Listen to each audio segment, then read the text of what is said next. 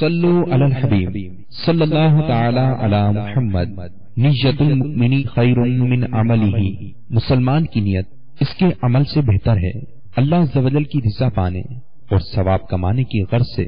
سلسلہ دیکھنے سے پہلے اچھی اچھی نیتیں فرما لیجئے۔ اللہ کی رضا کی خاطر علم دین حاصل کروں گا، سیکھ کر دوسروں تک نیکی کی دعوت پہنچاؤں گا، خاص خاص باتیں لکھوں گا، اول تا آخر دیکھوں گا۔ صلو علی الحبیب صلی اللہ تعالی علی محمد۔ یہی ہے آرزو تعلیم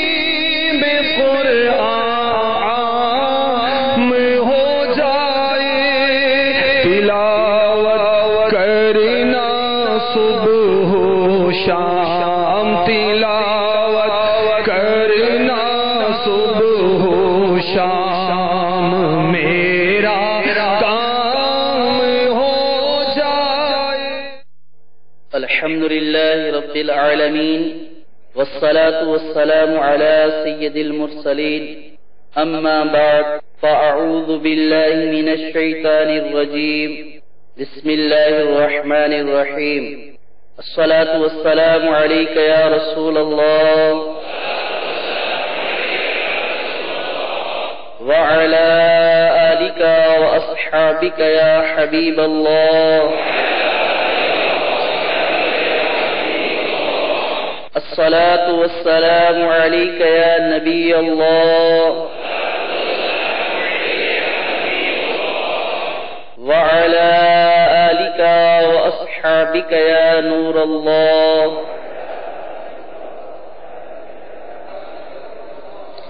فرمان مصطفیٰ صلی اللہ تعالی علیہ وسلم، جو شخص مجھ پر ایک مرتبہ درود پاک پڑھتا ہے، اللہ تبارک و تعالی اس پر 10 رحمتیں نازل فرماتا ہے۔ صلو علی الحبیب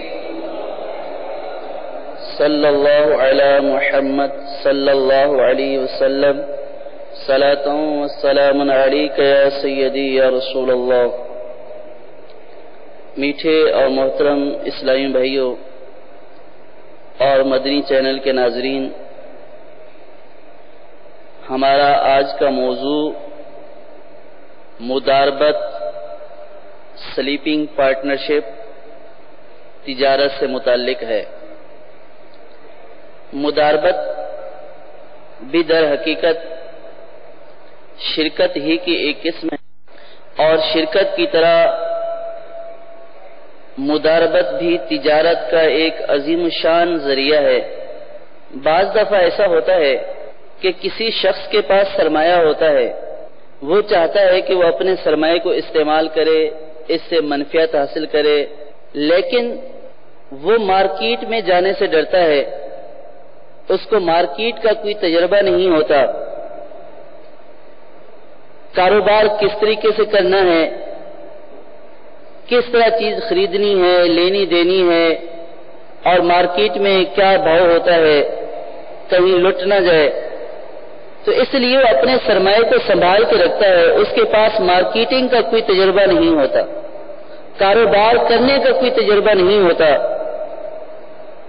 پیسہ ہوتا ہے۔ اور ایک دوسرا وہ شخص ہوتا ہے کہ جس کے پاس پیسہ نہیں ہے لیکن اس کو کاروبار کا بہت زیادہ وسیع تجربہ ہے۔ وہ یہ سمجھتا ہے کہ اگر مجھے رقم مل جائے، تھوڑی بہت کہیں سے سرمایہ مل جائے، تو میں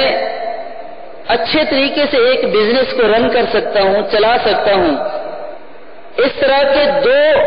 فرد پائے جا رہے ہیں، ایک کے پاس سرمایہ ہے لیکن کام کرنے کا کوئی تجربہ نہیں ہے، اور ایک وہ شخص ہے کہ جس کے پاس سرمایہ نہیں ہے لیکن کام کا تجربہ ہے۔ تو شریعت مطہرہ نے ان دونوں کو ایک کو اپنے سرمایہ سے فائدہ اٹھانے کے لیے اور دوسرے کو اپنے تجربے سے فائدہ اٹھانے کے لیے شریعت مطہرہ نے ایک عقد دیا ہے، ایک راستہ دیا ہے، شرکت کی ایک قسم دی ہے جس کو مداربت کہا جاتا ہے۔ مداربت میں یہی ہوتا ہے کہ ایک شخص، مداربت کی تعریف ہی یہی ہے کہ ایک شخص کا سرمایہ ہو، وہ سرمایہ فراہم کرے اور دوسرا شخص اس سرمایہ سے تجارت کرے اور اس تجارت سے جو نفع ہو وہ دونوں باہم طے شدہ اصولوں کے مطابق، شرائط کے مطابق اس نفع کو آپس میں تقسیم کر لیں۔ اس عقد کو یا اس ڈیل کو یا یہ جو ان کے درمیان کنٹریکٹ ہوا ہے اس کو بولا جاتا ہے عقد مداربت۔ مداربت سلیپنگ پارٹنرشپ کہ جس میں ایک فریق سرمایہ مہیا کرے گا اور دوسرا شخص اس کے سرمایہ سے بزنس کرے گا، اور پھر جو انہوں نے ڈیل کی ہے، جو انہوں نے کنٹریکٹ کیا ہے، اس وقت جو انہوں نے شرائط طے کی ہیں اس شرائط کے مطابق اس کاروبار کو چلائیں گے اور کاروبار سے جو نفع حاصل ہوگا اس کو آپس میں تقسیم کریں گے۔ یہ مداربت کا عقد بھی قدیم زمانے سے ہے۔ سرکار صلی اللہ تعالی علیہ وسلم بھی بطور مداربت حضرت ختیجہ الکبریٰ رضی اللہ تعالی عنہا کا سامان لے کر ملک شام کی طرف آپ نے سفر کیا، اور اللہ تبارک و تعالی نے اس سفر میں سرکار صلی اللہ تعالی علیہ وسلم کو کثیر نفع عطا فرمایا۔ حضرت ختیجہ الکبریٰ رضی اللہ تعالی عنہا کا سامان کثیر نفع کے ساتھ ان کو واپس ملا۔ تو یہ مداربت کا عقد شروع سے چلا آ رہا ہے اور فی زمانہ یہ بہت زیادہ وسیع ہو گیا ہے۔ اب بہت سارے لوگ جو کاروبار نہیں کر سکتے، تجارت نہیں کر سکتے، وہ لوگوں کو اٹھا کر اپنا سرمایہ دے دیتے ہیں، لیکن جس طرح آپ نے پیچھے شرکت میں پڑھا ہے کہ اس کی اقسام ہیں، اس کی شرائط ہیں، اور کس کس شرط کے ساتھ یہ ہوگا، کیسے جائز ہوگا، کس طرح ناجائز ہو جائے گا، نفع کس طرح طے ہوگا، اور جو کام کرنے والا ہے اس کے لیے کیا شرائط ہیں، جس نے سرمایہ مہیا کیا اس کی کیا شرائط ہیں،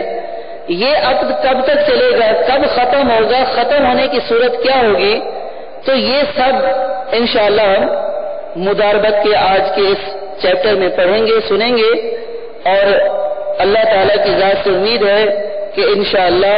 کافی حد تک ہم اس کو سمجھنے میں کامیاب ہو جائیں گے۔ صلو علی الحبیب۔ اس کی تعریف میں نے آپ کو بتا دی مداربت کی کہ ایک شخص سرمایہ دے اور دوسرا شخص اس سرمایہ سے کام کرے اور دونوں آپس میں نفع طے کر لیں، اور طے شدہ نفع جو حاصل ہوا ہے ان کو طے شدہ پرسنٹیج کے مطابق اس نفع کو آپس میں تقسیم کر لیں۔ یہ عقد مداربت کہلاتا ہے۔ اس میں بعض اصطلاحات ہیں، یعنی ٹرمز ہیں جو استعمال کی جائیں گی۔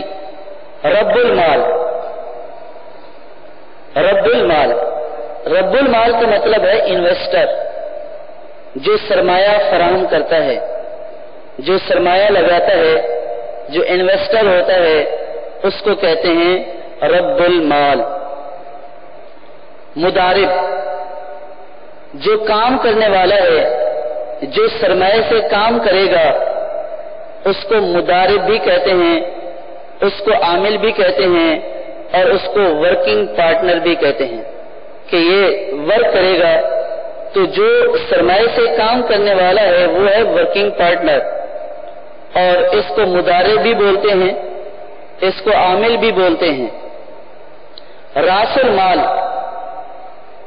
جو سرمایہ، جو کیپٹل، جو پیسہ، روپیہ پیسہ انویسٹر نے دیا ہے اس کو کہا جاتا ہے راس المال، جس کو ہم سرمایہ بول لیں، کیپٹل بول لیں، یا فقہی اصطلاح میں اس کو راس المال کہا جاتا ہے۔ تو اس میں گویا یہ تین چیزیں ہیں۔ سب سے پہلے رب المال، انویسٹر یا سلیپنگ پارٹنر، اس کو رب المال کہتے ہیں، اور دوسرا مدارب، ورکنگ پارٹنر، جو کام کرنے والا ہے اس کو مدارب یا عامل کہتے ہیں، اور جو سرمایہ دیا ہے جس سے مداربت کرنی ہے اس کو سرمایہ بھی کہتے ہیں، کیپٹل کہتے ہیں، اور فقہی اصطلاح میں اس کو راس المال کہا جاتا ہے۔ کوئی سا بھی عقد ہو، کوئی سا بھی کنٹریکٹ ہو، تو اس کے لیے پہلے سے ڈیل کرنا پڑتا ہے، معاملات کرنا پڑتے ہیں، دونوں فریق ایک دوسرے کو ایگری کرتے ہیں، اور جب یہ ایک دوسرے کو ایگری کر لیتے ہیں، ایک یہ بولتا ہے کہ میں آپ کو سرمایہ دے رہا ہوں، آپ اس سے کام کریں، تو یہ رب المال کی طرف سے یا سلیپنگ پارٹنر کی طرف سے گویا آفر ہے کہ آپ میرا سرمایہ لیں اور اس سے کام کریں۔ اس آفر کو ایجاب کہا جاتا ہے، اور سامنے والا جو مدارب ہے، جو عامل ہے، جو ورکنگ پارٹنر ہے، وہ اس آفر کو ایکسپٹ کرتا ہے، قبول کرتا ہے کہ ہاں میں آپ کے سرمایہ کے ساتھ یہ کام کرنے کے لیے تیار ہوں، اس کو بولتے ہیں قبول۔ تو کوئی سا بھی عقد ہو، اس کے اندر ایجاب قبول بنیادی چیزیں ہوتی ہیں۔ ایجاب و قبول کے بغیر کوئی عقد ہوتا ہی نہیں ہے۔ ایسا نہیں ہے کہ کوئی کسی کا پیسہ اٹھا کر کام کرنا شروع کر دے، بلکہ باقاعدہ کنٹریکٹ ہوتا ہے، باقاعدہ عقد ہوتا ہے، اس کی طرف سے آفر یہ ایجاب ہے، اور سامنے والے کی طرف سے اس کو ایکسپٹ کرنا یہ قبول ہے۔ لیکن یہ یاد رہے کہ جب ایجاب و قبول ہو رہا ہو، جب ایجاب و قبول ہو رہا ہو، یہ معاہدے کی ابتدا ہو رہی ہے، وہ آفر کر رہا ہے اور یہ اس کو ایکسپٹ کر رہا ہے، یہ ہماری ڈیل کی ابتدا ہے۔ ہمیں اپنے ساری اس شرکت یا اس ڈیل کے سارے جملہ مسائل اور تمام چیزیں اسی وقت طے کرنی ہیں۔ وہ ہمیں آفر کرتا ہے کہ آپ میرے سرمایہ سے آپ کام کریں، تو ہمیں اسی وقت طے کرنا ہے کہ میں کام تو کروں گا، مجھے ملے گا کیا۔ تو اب وہ آپ کو بتائے گا کہ آپ کام کریں، آپ کو اس سے اتنی % یا اتنی فیصد آپ کو نفع ملے گا۔ تو اب جو نفع ہے اس کو اسی وقت ہی طے کر لینا ہے، اور جو معاملات ہیں کہ اس کو کس طریقے سے کرنا ہے، کون سی تجارت کرنی ہے، کہاں کرنی ہے، کون سی مارکیٹ میں کرنی ہے، اور کس کس چیز کی اجازت ہوگی، کس کس چیز کی اجازت نہیں ہوگی، اور ہمارا یہ معاہدہ کب تک چلے گا، اس سارے معاملات کو اسی وقت ڈیل کر لینا ہے۔ اگر ہم نے ان معاملات کو اسی وقت ڈیل نہیں کیا، بلکہ اس نے کہہ دیا کہ ابھی آپ پیسہ تو لو، سرمایہ تو لو، کاروبار تو کرو، بعد میں طے کر لیں گے، تو گویا اگر ہماری اس ڈیل کی بنیاد ابھی سے ہی مجہول ہو گئی، کوئی پتہ نہیں ہے کہ یہ کتنا سرمایہ دے رہا ہے اور اس سے کتنی جو ہے وہ اس کو پرافٹ ملے گا، تو گویا ہماری یہ بنیاد ابھی سے ہی خراب ہو گئی، یہ بنیاد ابھی سے فاسد ہو گئی۔ تو اس لیے جب ہم ڈیل کریں، ایجاب و قبول کریں، تو اس وقت سارے معاملات طے کر لیں، اور یہ یاد رکھیے کہ معاملات طے کرنے میں شرما شرمی نہیں کرنی چاہیے۔ یار میں اس کو بولوں گا اتنا نفع دے دو، تو وہ کیا بولے گا، یہ نفع کا اتنا بھوکا ہے۔ ظاہر ہے کہ پارٹنرشپ کی اس لیے جاتی ہے کہ نفع ملے۔ تو اب اگر معاملات ہم نے شروع میں طے نہیں کیے، تو بعد میں معاملات نہ صرف خراب ہو جاتے ہیں، بلکہ پتہ چلتا ہے کہ جو ہم نے یہ معاملہ کیا ہے، یہ معاملہ شروع ہی سے فاسد ہو چکا ہے۔ لہذا جملہ کاروبار کے امور، اس کی شرائط جو ابھی بیان کی جائیں گی، اس کو اسی ایجاب و قبول کی ڈیل ہی میں طے کر لینا ہے، تاکہ عقد میں کوئی جہالت نہ رہے، کوئی ایسا پہلو نہ پایا جائے کہ جس پہلو کی وجہ سے بعد میں تنازع ہو جائے، یہ بولے یوں تھا اور وہ بولے یوں تھا۔ اور اس کے لیے اللہ تبارک و تعالی نے قرآن پاک میں جو بہتر حل ارشاد فرمایا وہ یہ کہ جب بھی آپ کوئی کسی سے اس طرح کا معاہدہ کریں تو اس کو لکھ لیں۔ یہ لکھ لینا یہ اللہ تبارک و تعالی کی طرف سے حکم ہے، چاہے آپ کا کتنا قریبی عزیز ہی کیوں نہ ہو، بھائی ہی کیوں نہ ہو، یا والد ہی سے آپ پارٹنرشپ کیوں نہیں کر رہے ہوں، یا آپ اپنے دوست سے ہی پارٹنرشپ کیوں نہیں کر رہے ہوں، اس کو باقاعدہ تحریری صورت میں لکھ لیں، تاکہ کل اگر دونوں کے درمیان تنازع ہوتا ہے تو وہ تحریری صورت میں ہمارے پاس وہ کنٹریکٹ موجود ہو کہ جس کو دیکھ کر ہم اپنے معاملات بھی طے کر سکیں، اور اگر خدا نہ خواستہ دوسرا فریق بگڑ جاتا ہے اور بہت زیادہ ٹینشن دیتا ہے تو ہم اس کانٹریکٹ کو لے کر کسی دارالافتاء میں جا کر، کسی سنی عالم دین کے پاس جا کر یہ مسئلہ بھی پوچھ سکتے ہیں کہ جناب ہمارے درمیان یہ معاہدہ ہوا تھا، اس معاہدے کی روح سے آپ ہمیں بتائیے کہ کون حق پر ہے اور کون نہ حق پر ہے۔ اگر وہ تحریر ہمارے پاس موجود ہوگی تو پھر معاملات کو طے کرنا بہت آسان ہو جائے گا۔ اب دیکھیے کہ سب سے پہلے ہم نے اس کی اصطلاحات پڑھی، رب المال، مضارب، راس المال، ایجاب و قبول۔ یہ ایجاب و قبول کے بارے میں ہم نے پڑھا ہے کہ ایجاب و قبول یہ کانٹریکٹ ہے، یہ ڈیل ہے جو آفر اور ایکسپٹ، کہ ایک آفر کرے گا کہ آپ سرمایہ سے کام کریں اور دوسرا اس کو ایکسپٹ کرے گا، تو اس کو بولا جاتا ہے ایجاب و قبول۔ ایجاب و قبول اس عقد کی شرائط میں شامل ہے، لہذا سب سے پہلے ایجاب و قبول ہوگا، اور ایجاب و قبول کے وقت ہمیں سارے معاملات طے کر لینے ہیں۔ اب دوسری چیز جو اس میں ہوتی ہے مداربت میں، راس المال، سرمایہ بنیادی چیز ہوتی ہے، کیونکہ اسی سرمایہ ہی سے کاروبار کیا جاتا ہے۔ اب وہ سرمایہ میں کیا کیا شرائط ہیں، کس طرح کا سرمایہ ہونا چاہیے اور کتنی مقدار میں ہونا چاہیے، تو اس سرمایہ کے 4 اہم پوائنٹ یہاں پہ لکھے ہوئے ہیں۔ جب ہم کسی سے سرمایہ لے رہے ہیں، عقد مداربت کر رہے ہیں،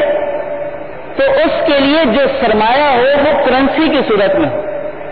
اگر ایک کے پاس کپڑا ہے، کپڑے کی دکان ہے، وہ یہ بولے کہ آپ یہاں سے کپڑا لے جائے اور کپڑے کو بیچو اور جو نفع ہوگا اس کو تقسیم کر لیں گے، یہ عقد مداربت درست نہیں ہے، کیونکہ عقد مداربت کے لیے جو سرمایہ چاہیے اس کا کرنسی کی صورت میں ہونا ضروری ہے۔ اگر سرمایہ کرنسی کی صورت میں نہیں ہے تو یہ عقد فاسد ہو جائے گا، شرعی اعتبار سے یہ ناجائز عقد ہوا۔ لہذا جب بھی مداربت کریں کوئی آپ کو بولے کہ میرا سرمایہ ہے اور آپ اس کے اوپر کام کریں،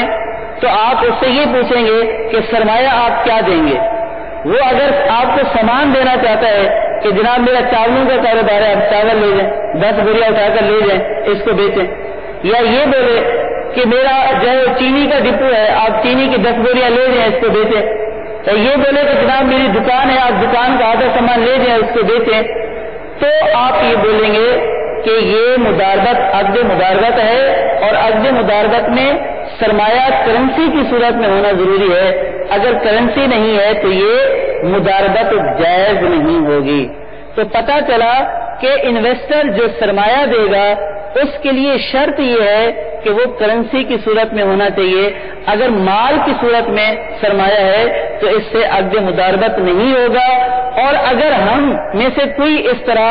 مال لے کر، سامان لے کر عقد مداربت کر چکا ہے تو وہ ناجائز کر چکا ہے، اس کا فسخ کرنا اس کے اوپر لازم ہے، کیونکہ اس کی بنیادی شرط یہ ہے کہ سرمایہ کرنسی کی صورت میں۔ اور دوسری شرط یہ ہے کہ انویسٹر جو سرمایہ دے رہا ہے اس کا معلوم ہونا ضروری ہے، یہ پتہ ہو کہ یہ اتنی اس نے مجھے کرنسی دی ہے، اتنی رقم دی ہے، کیونکہ سارا نفع کا دار و مدار اسی سرمایہ کے اوپر ہوگا، اور جب اس کا اختتام ہوگا، اس اختتام پہ نفع کی جب تقسیم ہوگی تو وہ تقسیم بھی اس وقت ہوگی کہ پہلے سرمایہ کو پورا کیا جائے گا، پہلے سرمایہ کو پورا کیا جائے گا، اب اگر کچھ بچ گیا ہے تو جو باقی بچنے والی چیز ہوگی وہ نفع ہوگا۔ اب اگر شروع میں سرمایہ معلوم ہی نہیں تھا، اب عقد مداربت ہو گیا، سرمایہ اس نے لے لیا، گنا نہیں ہے، پتہ نہیں ہے کہ کتنا ہے، یا اس نے تھیلی کی صورت میں پیسے اٹھا کر دے دیے، اس نے بھی جیب میں رکھ لیے اور پتہ نہیں کہ کتنے تھے۔ اب جب عقد مداربت ختم ہوا،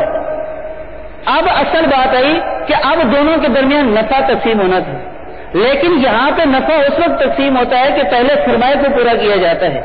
انویسٹر کی جتنی رقم ہوتی ہے اس کو پورا کیا جاتا ہے۔ تو اب اگر یہ بولتا ہے کہ آپ نے مجھے 50,000 دیے تھے، انویسٹر بولتا ہے اور ابھی رقم کتنی 1 لاکھ ہے، جب انہوں نے کاروبار کو کلوز کیا تو پتہ چلا کہ 1 لاکھ موجود ہے، اب انویسٹر بولتا ہے کہ میں نے تو آپ کو 80,000 روپے دیے تھے، اور جو ورکنگ پارٹنر ہے وہ کہتا ہے آپ نے مجھے 50,000 دیے تھے. اب یہاں پہ تنازع ہو جائے گا. اب اگر 50,000 دیے تھے تو 50,000 نفع ہے, اور اگر اس نے 80,000 دیے تو 20,000 نفع ہے. اب اگر سرمایہ کیپیٹل ہمیں معلوم ہی نہیں تھا کہ تھا کتنا, اب نفع میں جہالت ہوگی, اب تنازع کھڑا ہو جائے گا. تو اس لیے انویسٹر جو رقم دے رہا ہے کرنسی کی صورت میں, اس کا معلوم ہونا ضروری ہے کہ وہ کتنی رقم ہے, وہ کتنا سرمایہ ہے, کتنا کیپٹل ہے. تو لہذا سب سے پہلے انویسٹر سے کرنسی کی صورت میں سرمایہ وصول کرنا ہے, اور سرمایہ وصول کر کے اس کو دیکھنا ہے کہ یہ کتنا ہے. اور جیسا کہ میں نے پہلے عرض کیا کہ بہتر یہ ہے کہ لکھ لیا جائے, دونوں لکھ لیں کہ جناب آپ نے مجھے اتنی کرنسی دی ہے اور میں آپ کی اتنی کرنسی کے ساتھ یہ مداربت کا یہ کام کر رہا ہوں. راس المال کے لیے دوسری شرط یہ ہے کہ وہ راس المال نقدی کی صورت میں دے, قرض کی صورت میں نہ دے. جیسے وہ یہ بولے کہ آپ نے میرے جو 50,000 دینے ہیں اس کو آپ جو ہے وہ لگا دو اس سرمایہ کو اور اس سے کاروبار شروع کر دو, یہ ہمارے درمیان عقد مداربت ہو جائے گا, تو یہ جائز نہیں ہے. یا وہ یہ بولتا ہے کہ جا کر فلاں سے وصول کر لو, یا میرے جو فلاں کے پاس ہیں ہم اس سے عقد مداربت کر رہے ہیں, تو یہ بھی جائز نہیں ہے. لیکن یہاں پہ تھوڑی تفصیل ہے کہ اگر قرض ہے تو قرض یہ دو طرح کا قرض ہوتا ہے. اگر یہ قرض ہے اسی شخص کے اوپر کہ جو ورکنگ پارٹنر ہے, جس نے کام کرنا ہے, اور اس نے یہ بولا کہ آپ کے اوپر جو میرا 50,000 روپے کا قرض ہے اس سے آپ یہ کام شروع کر دیں اور آپ کام کریں گے, چونکہ 50,000 آپ نے میرے دینے ہیں, وہ میرا سرمایہ ہوگا اور یوں نفع ہوگا, تو یہ جائز نہیں ہے. اگر قرض اسی شخص کے اوپر ہے جو ورکنگ پارٹنر ہے اور اسی کو کہا جا رہا ہے کہ وہی قرض جو انویسٹر کا آپ کے اوپر ہے اسی سے آپ مداربت کریں, تو اس قرض کے اوپر مداربت کرنا جائز نہیں ہے. دوسری صورت یہ کہ انویسٹر کا قرض کسی اور شخص کے اوپر ہے, وہ ورکنگ پارٹنر کو حوالہ کر دیتا ہے, اس کو یہ بول دیتا ہے کہ آپ کے اوپر میرا جتنا قرض ہے آپ اس کو دے دیں کیونکہ میں اس سے پارٹنرشپ کر رہا ہوں. اب اس نے ورکنگ پارٹنر نے اس سے وہ قرض وصول کر لیا, اب اس وصول کیے ہوئے قرض سے یہ مداربت ہو سکتی ہے. اور اگر کوئی قرض وغیرہ کی صورت نہیں ہے تو راس المال کا, کیپٹل کا, سرمایہ کا نقدی کی صورت میں ہونا ضروری ہے. اگر نقدی کی صورت میں کیپٹل موجود نہیں ہے تو یہ عقد مداربت درست نہیں ہے. تیسری صورت یہ ہے کہ راس المال, سرمایہ, کیپٹل جس کو انویسٹ کرنا ہے, ورکنگ پارٹنر نے جس کے اوپر کام کرنا ہے, یہ سرمایہ, یہ کیپٹل, یہ راس المال ورکنگ پارٹنر کے بالکل مکمل طور پر حوالے کر دینا ہوگا کہ جناب یہ کیپٹل ہے, آپ اس کو لیں اور جا کر آپ جو ہے وہ اس سے کام کریں. ایسا نہیں ہے کہ مدارب یہ بولے کہ آپ کو جو جو ضرورت پڑتی رہے تو آپ مجھ سے لیتے رہنا, یہ میرے پاس ہی رہے گا. ایسا نہیں ہے, بلکہ جو سرمایہ لگایا جا رہا ہے, جو کیپٹل لگایا جا رہا ہے, وہ رب المال کو, انویسٹر کو وہ حوالے کرنا ہوگا ورکنگ پارٹنر کے, مکمل طور پر حوالے کر دے. تو اب جو ہم نے سرمایہ کے بارے میں یہ 4 اہم نکات پڑھے ہیں, سرمایہ ہی اصل جان ہے مداربت کی, سرمایہ ہی مداربت کی اصل جان ہے. اگر سرمایہ نہیں ہوگا تو یہ عقد بھی نہیں ہوگا. تو اب آپ نے سرمایہ کے بارے میں یہ 4 اہم نکات یاد رکھنے ہیں کہ جب بھی عقد مداربت کرنا ہے تو اس وقت ہم نے یہ دیکھنا ہے کہ سرمایہ کرنسی کی صورت میں ہے, سرمایہ کی مقدار معلوم ہے, سرمایہ نقدی کی صورت میں ہے, یہ جو سرمایہ انویسٹر دے رہا ہے اس نے مکمل طور پر میرے حوالے کیا ہے یا نہیں کیا. اگر ان شرائط میں سے کوئی بھی شرط نہیں پائی گئی تو ہمارا یہ عقد فاسد ہو جائے گا, ناجائز ہو جائے گا, اس کا توڑنا ہمارے لیے کیا ہو جائے گا, لازم ہو جائے گا. اگر یہ عقد فاسد ہو گیا, اس میں نہ صرف بعض صورتوں میں انویسٹر کا نقصان ہوتا ہے بلکہ جو ورکنگ پارٹنر ہوتا ہے اس کی بھی ساری محنت ضائع ہو جاتی ہے, کیونکہ جو منافع طے کیا ہوا ہوتا ہے مداربت فاسد ہونے کی صورت میں پھر وہ چیز نہیں ملتی ہے، پھر اس کے احکام اور ہیں جو آگے بیان کیے جائیں گے۔ تو یہ تھا راس المال، کیپٹل، سرمایہ کے متعلق شرائط۔ اب جناب یہ ساری صورتیں پائی گئی، ایجاب و قبول بھی ہو گیا اور سرمایہ بھی جس طرح شرائط تھی وہ ساری کی ساری پوری پائی گئی۔ اب اس نے جو ہے وہ ورکنگ پارٹنر نے پیسہ لے لیا، تو اب ہم نے یہ دیکھنا ہے کہ رب المال نے کانٹریکٹ کے درمیان یا کانٹریکٹ جب ہو گیا تو اب اس کی کیا ذمہ داری ہوتی ہے، اس کے متعلق کیا مسائل ہوتے ہیں۔ تو سب سے پہلے یہ کہ رب المال جو انویسٹر ہے، جو سرمایہ فراہم کر رہا ہے، اس کو یہ اجازت ہوتی ہے کہ وہ اس کاروبار کے لیے کچھ شرائط رکھ دے، کچھ شرائط بیان کر دے کہ آپ نے اس طرح سے کرنا ہے، اس طرح سے نہیں کرنا۔ یہ رب المال کو اختیار ہوتا ہے، کیونکہ پیسہ جو ہے وہ انسان جوڑ جوڑ کر جمع کرتا ہے اور اس شرکت میں مین پیسہ ہی ہوتا ہے، راس المال ہی ہوتا ہے، اور جو راس المال دے رہا ہے تو اس کو کچھ نہ کچھ شرائط لگانے کا بھی اختیار ہے، کچھ نہ کچھ حدود اور حد بندیاں متعین کرنے کا بھی اختیار ہے۔ ظاہر ہے کہ وہ اپنا کیپٹل دے رہا ہے، زندگی کا سرمایہ دے رہا ہے جو اس نے کمایا ہے، تو اس کے لیے شریعت نے اس کو اجازت دی ہے کہ وہ مختلف شرائط لگا سکتا ہے۔ تو مختلف شرائط کے اعتبار سے جب کنٹریکٹ کیا جائے گا تو یہ جو معاہدہ کیا جا رہا ہے اس کی دو قسمیں ہوتی ہیں، مداربت کی دو قسمیں ہوتی ہیں، ایک مطلق اور ایک مقید۔ مطلق کا مطلب یہ ہے کہ رب المال نے، انویسٹر نے ورکنگ پارٹنر کو پیسہ دے دیا اور کہا کہ جس طرح چاہو، جو بھی چاہو آپ جا کر اس سے تجارت کرو، جس طرح چاہو، جو بھی چاہو، جہاں چاہو آپ جا کر اس سے کیا کرو، تجارت کرو۔ آپ اس سے کپڑے کا کاروبار کرنا چاہتے ہیں وہ کر لو، آپ اس سے جو ہے وہ کریانے کا اسٹور کھولنا چاہتے ہیں وہ کھول لو، آپ اس سے گاڑیاں خرید کر جو ہے نفع کمانا چاہتے ہیں وہ کر لو۔ تو اگر انویسٹر نے ورکنگ پارٹنر کو مقید نہیں کیا، کوئی قید نہیں لگی، بولا کہ جو جی میں آئے کرو، جو تجارت جائز تجارت آپ کرنا چاہتے ہو وہ جا کر کرو، تو اس صورت میں ورکنگ پارٹنر ہر قسم کی تجارت کر سکتا ہے، جو جائز تجارت ہے ہر قسم کی جائز تجارت کر سکتا ہے۔ وہ اس کو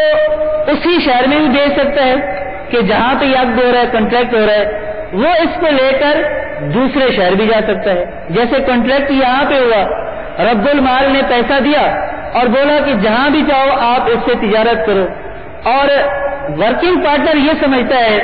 کہ جو میں کام کرنا چاہتا ہوں اس کی مارکیٹ ویلیو یہاں پہ نہیں ہے، بلکہ اس کی مارکیٹ ویلیو مرکز الاولیاء، میں وہاں پہ کام کرنا چاہتا ہوں، اور رب المال نے اس کو کوئی قید نہیں لگائی تھی، بولا تو جہاں بھی چاہو کرو۔ تو اس صورت میں ورکنگ پارٹنر کو مرکز الاولیاء یا مدینہ الاولیاء، پاکستان میں بیرون ملک کہیں بھی کام کرنے کی کیا ہے، اجازت ہے، یہ وہاں جا کر کام کر سکتا ہے۔ یہ ہوتی ہے مداربت مطلق، اور دوسری یہ ہوتی ہے مداربت مقید۔ مقید کا یہ مطلب ہے کہ انویسٹر ورکنگ پارٹنر کو یہ پابند کر دے کہ آپ نے فلاں جو قسم کی تجارت ہے، فرض کے کپڑے کی تجارت ہے، آپ نے وہ کرنی ہے اور نہیں کرنی، یا آپ نے اس سے گاڑیوں کا کاروبار کرنا ہے اور نہیں کرنا، یا آپ نے اس سے پراپرٹی خریدنی ہے اور کچھ نہیں کرنا۔ تو انویسٹر نے اس کو جس کام کے اوپر پابند کر دیا کہ آپ نے یہ کرنا ہے، تو مداربت مقید میں اس کو وہی کرنا ہوگا جو مدارب نے کہا ہے۔ اگر یہ مدارب کی یعنی انویسٹر کی ہدایت پر عمل نہیں کرتا اور اس نے جو کاروبار کہا ہے یہ اس کی بجائے کسی دوسری جگہ پہ انویسٹ کرتا ہے، تو اب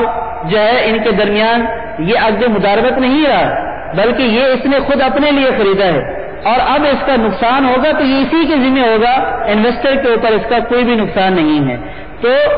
دوسری جو قسم پڑھ رہے ہیں مداربات مقید، اس میں یہ ہے کہ انویسٹر نے جو کچھ بیان کر دیا، جس قسم کی تجارت بیان کر دی وہی کرنی ہوگی۔ اسی طرح یہ کہہ دیا کہ جناب آپ کو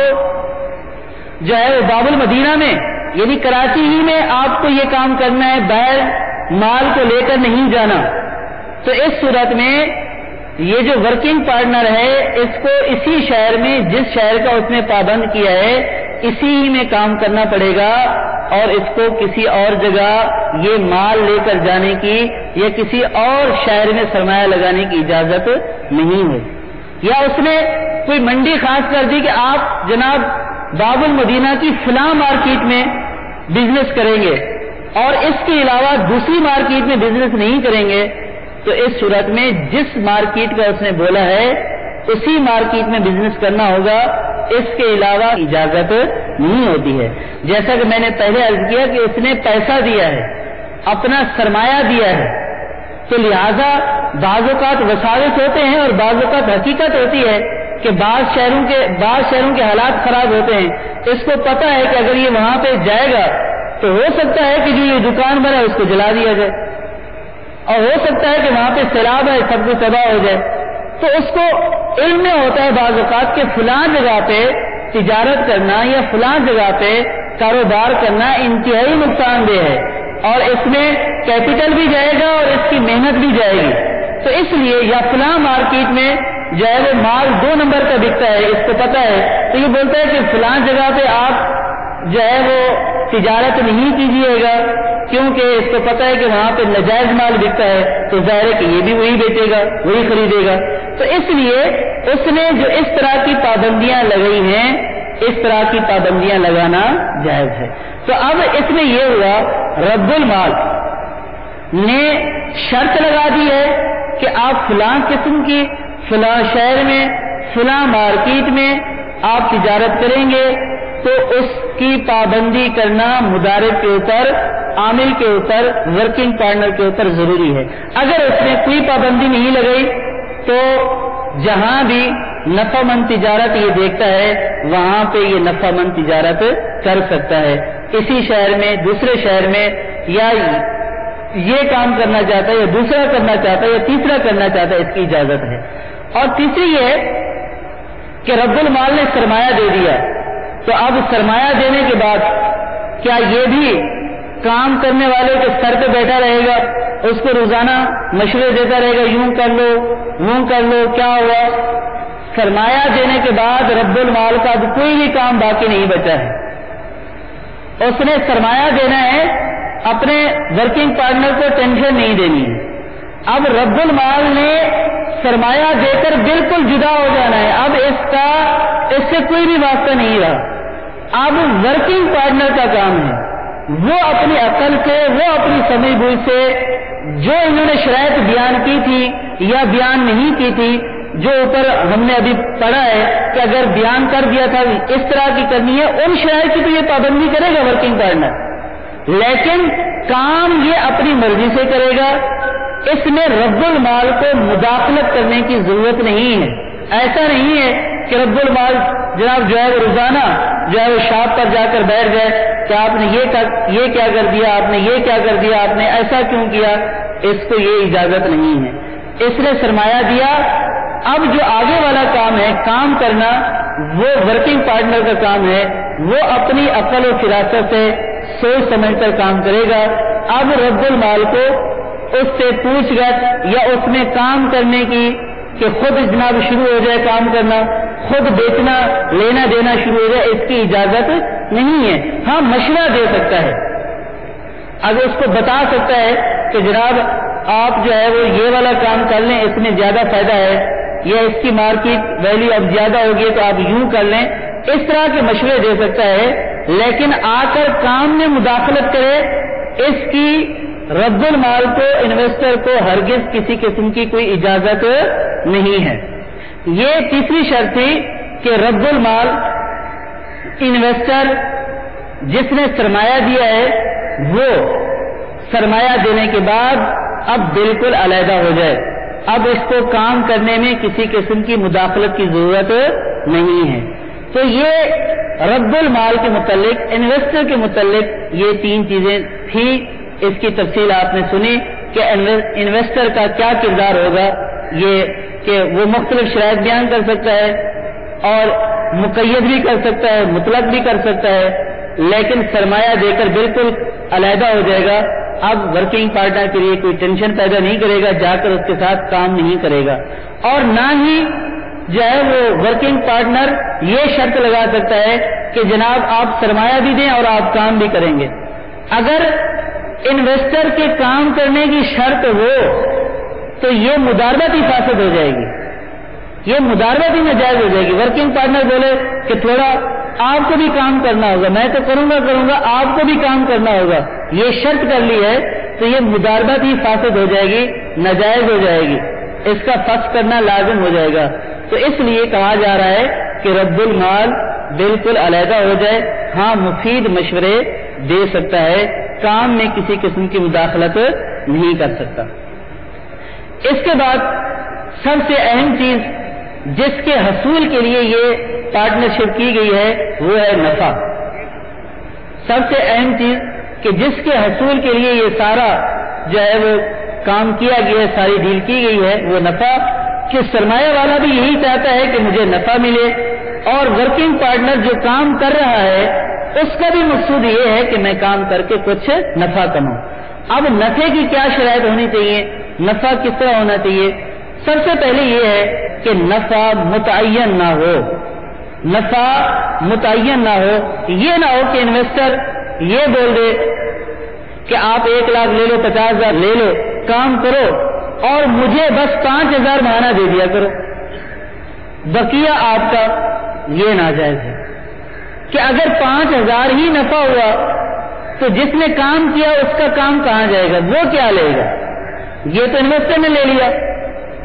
تو اس طرح کی شرط کہ جس میں نفع کو متعین کر دیا جائے کہ جناب مجھے اتنا نفع چاہیے ماہانہ یا سالانہ، بقیہ آپ کا، بقیہ سے مجھے کوئی سروکار نہیں ہے، ایسی شرط جائز نہیں ہے. نفع متعین نہیں ہونا چاہیے مقدار کی صورت میں کہ جناب مجھے اتنا ملے گا، مجھے اتنا دے دو. تو اس صورت میں اگر اس طرح کر لیا تو اس طرح کرنا جائز نہیں ہے. اور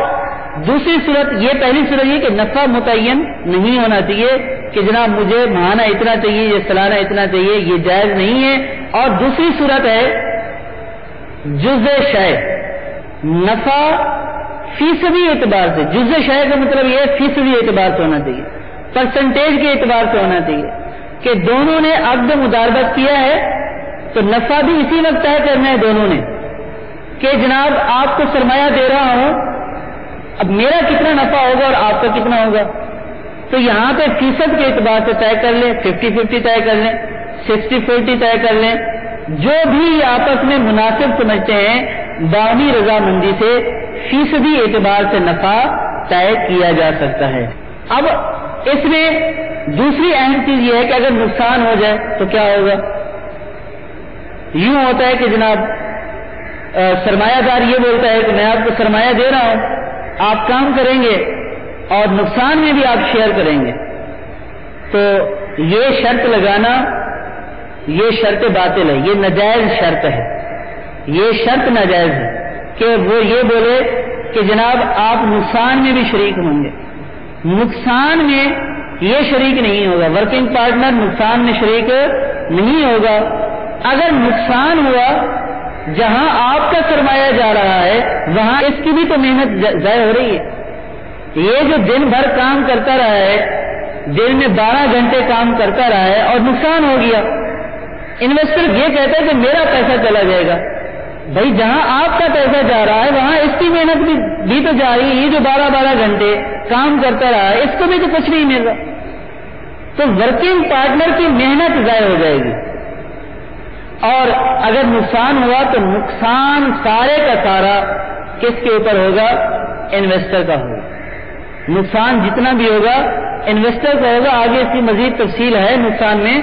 فی الحال آپ اتنا سمجھیں کہ نقصان جتنا بھی ہوگا وہ سب کا سب کس کا ہوگا؟ انویسٹر کا ہوگا. ورکنگ پارٹنر کا بھی نقصان ہوا ہے، اس نے جو 12 گھنٹے محنت کی وہ محنت ضائع گئی نا، اس کو کچھ نہیں ملا. پھر فرض کیا سال تک کاروبار چلا ہے اور اس میں ہو گیا نقصان، سرمایہ والا یہ سوچتا ہے میرا سرمایہ ڈوب گیا، تو وہ بھی تو سال بھر تک بیکار ہی بیٹھا رہا ہے نا، اس کو بھی تو کچھ حاصل نہیں ہوا۔ تو اس لیے اس مداربت کے عقد میں اگر نقصان ہو گیا تو یہ انویسٹر کا نقصان ہوا، مدارب کا نقصان نہیں ہوا۔ مدارب کا نقصان یہ ہے کہ اس کی محنت رہ جائیں گی، محنت ضائع گئی، تو جتنا بھی نقصان ہوگا وہ انویسٹر کا ہوگا، جو کام کرنے والا ہے ورکنگ پارٹنر ہے اس کی محنت ضائع ہو جائے گی۔ تو نقصان کا یہ قاعدہ اس میں متعین ہے۔ اگر نقصان کی یہ شرط لگا دی کہ جناب آپ بھی نقصان دیں گے تھوڑا بہت، تو یہ شرط باطل ہے، مداربت ہر صورت جائز رہے گی، لیکن نقصان انویسٹر کے کھاتے میں جائے گا، ورکنگ پارٹنر کے کھاتے میں نہیں آئے گا۔ اگر مدارب کا یا دونوں کا سرمایہ ساتھ لگا ہوا تھا، یعنی کہ انویسٹر نے یہ کہا تھا کہ میں بھی 1000 روپیہ دیتا ہوں، آپ بھی 1000 روپیہ میں لیں، کام آپ کریں گے، تو یہ بھی مداربت کی ایک صورت ہے۔ انویسٹر میں سے یا ورکنگ پارٹنر میں سے کسی کا انتقال ہو جاتا ہے تو مداربت ختم ہو جائے گی۔ انویسٹر کا انتقال ہو گیا یا ورکنگ پارٹنر کا انتقال ہو گیا، مداربت ختم ہو گئی۔ یہی ہے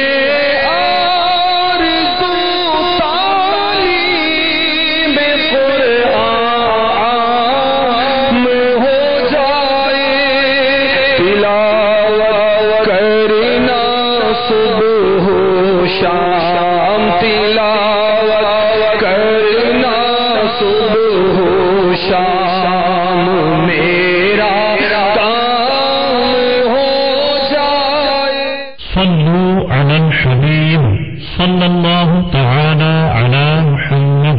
آپ نے جو ابھی سلسلہ ملاحظہ فرمایا اس کے بارے میں اپنے تاثرات اور مدنی مشورے 030126127176 پر SMS یا feedback@madanichannel.tv پر میل کر سکتے ہیں۔